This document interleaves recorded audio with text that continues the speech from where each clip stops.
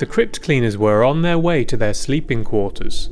Not long after the exchange regarding Pepper's meaningful nature had concluded, Yosemalt had informed them that their beds were finally ready. Hearing that, Gorith had excused them and left them in the hands of a thrall that was to lead them to their chambers.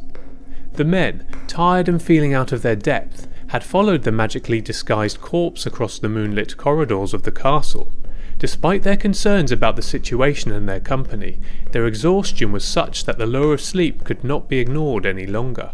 Do you think these corpse servants can hear us? Asked Pepper to his two friends, breaking the silence with a worried voice. I don't know, but we should keep important matters to ourselves, just in case, Lismond warned. Makes sense, boss. I do not like these fake servants one bit. Hey, Ernon, want to see how they look beneath those calm, smiling faces? Asked the bold thief, suddenly offering his night glass to the priest who was nearest to him. What? No, certainly not.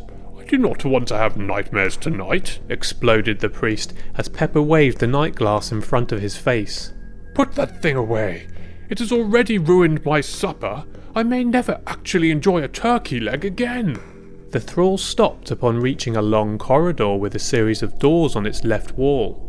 The thief stopped behind him and watched as he proceeded forwards to open 3 consecutive doors, before indicating with a gesture that these were to be their rooms. Very well, friends, started Lismond with a sigh. We have made it to the end of the night. We just need to keep going like this and we should be fine. Do you think we can sleep safely, boss? Asked Pepper, a touch of anxiety in his voice. I think so, yes. The wizards aren't really interested in us. I don't think we're that important to them, answered the leader tiredly. We are just noisy farm animals, like pigs and chickens, muttered Ernon with a bitter undertone. So, yes, just a few more nights like this and we'll be set for life, commented Pepper with a big tired sigh. His eager eyes had been glancing into the 3 possible rooms, and having chosen one, he was already moving towards it. Are you not forgetting something, Pepper? Said the priest. Eh? No. What do you mean? I saved your skin tonight. I expect at least a modicum of recognition after risking my life for you. A simple thank you, Ernon, at the very least. Thinking for a moment, his bald companion answered, a cheeky smile starting to creep onto his face. No, you didn't. It was Gorith and his magic. What? It was I that saved you, pushing you out of the way at great risk to my own well-being, exclaimed Ernon, quite offended. But I saw the wizard saving you with his magic. You basically stood exactly where I was standing. What does that have to do with anything? Yes, the wizard saved me, but it was I who saved you. Well, if the wizard saved you, and you saved me, then clearly the wizard saved me. Oh, good son! What kind of broken logic is that, you fool? Complained the priest, infuriated. The only difference is, to start with, I was going to need saving by Gorith, and you were safe. Then after you got involved, you needed saving by Gorith, and I had a face full of filthy flower beds. That's enough, friends. Save your discussion for tomorrow. We should really try to get some sleep. Tomorrow's going to be a long day, and it's already quite late. Yes, good idea, Lismond. Listening to this bumbling idiot has drained the last few drops of energy I had left.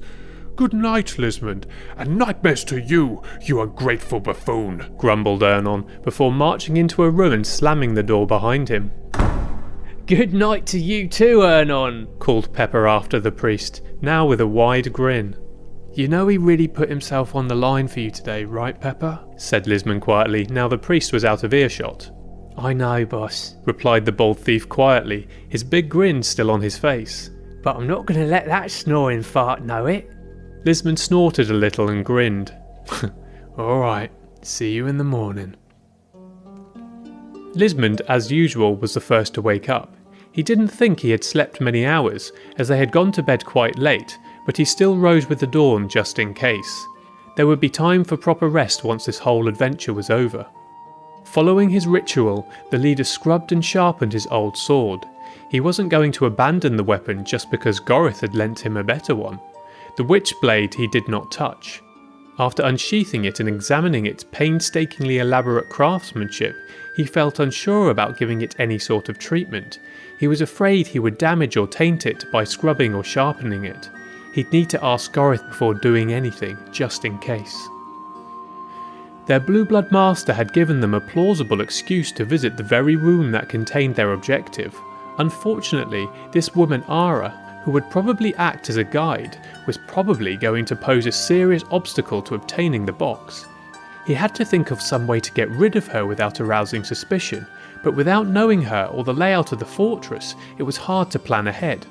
What was worse, he needed to find a solution that didn't require him discussing things ahead of time with his companions, as he was afraid the Lich could be listening. His best plan so far was inspired by the wizard's manipulations he had witnessed on the night before. Perhaps, as soon as he found the sensorium, Pepper could trap the woman in one of his verbose conversations, and he and Ernon could get inside and get the box.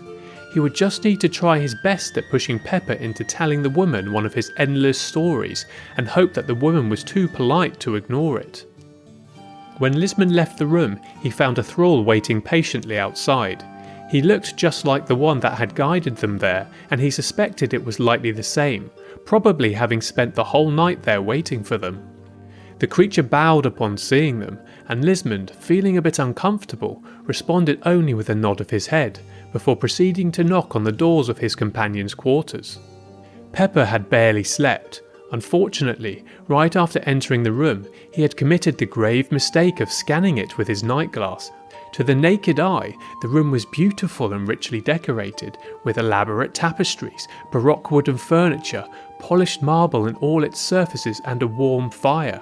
To his night glass, however, only the fire was real. The tapestries appeared as hanging rags that had been almost completely eaten away by moths. The furniture was rotten and riddled with holes, and most surfaces were covered in grime. What was worse, there was a strange dark stain not too far from the bed that looked very suspicious indeed, and he couldn't get it out of his mind.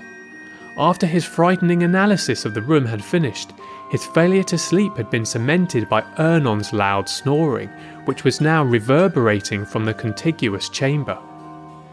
By the time Lismond knocked, Pepper was wide awake and happy to abandon the spooky solitude of his room. Ernon, however, proved so hard to wake up that the leader was forced to enter the priest's room and shake the snoring man to consciousness, causing the priest great annoyance, which he made abundantly clear. Once the entire team was ready, the thrall signalled them to follow and guided them through the castle corridors back into the chamber they had dined in the night before. There they found food ready for them at the table and their female guide awaiting them. Gorith and Yosamold were nowhere to be seen.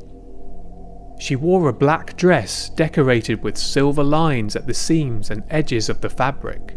Her black cascading hair was long and thick, framing her face and covering her shoulders. Her wide-set eyes, which were staring intensely at Lismond's, were of a very light grey, almost silver, and they did not have the black sclera both Gorith and Yosamold shared. "Greetings, servants. I am Ara, daughter of Garin the Certain," she said, with a soprano voice that held a slight tint of arrogance. "Greetings, I am Lismond of Oestra," answered the leader with a nod.